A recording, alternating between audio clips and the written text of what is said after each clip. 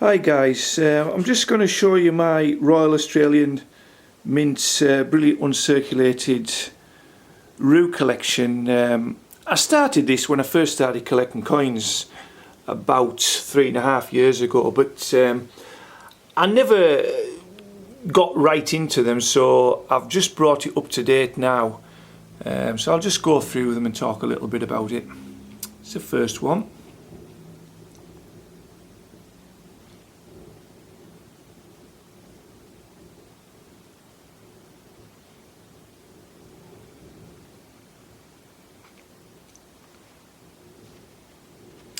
The coins from 1993 to, I'd say, about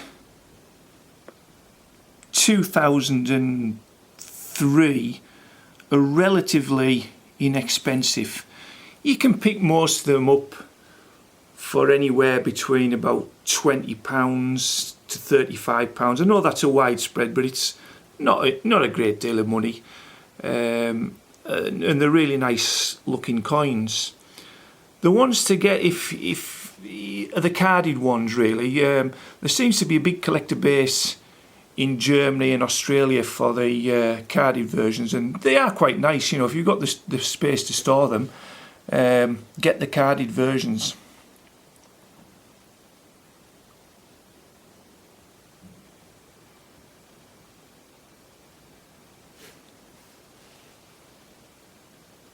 Like all of these sets and collections, there's always a few coins that are very expensive, either because of rarity or desirability, or both. And this collection's no exception. The next two, the 207s, are the most expensive of the set. This one here is by a company called Global Promotions, and I would say that is the most expensive and the most desirable coin of the whole collection.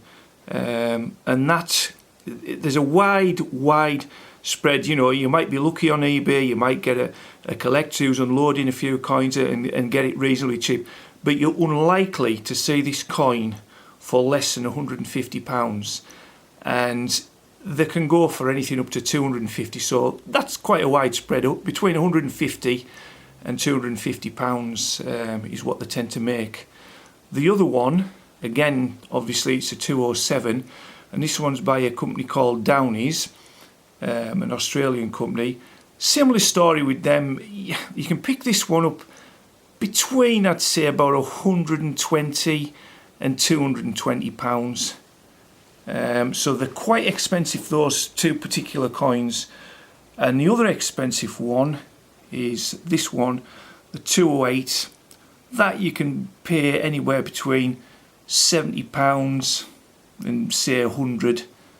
Not quite in the same league as the 207s, but nonetheless it's expensive for what it is.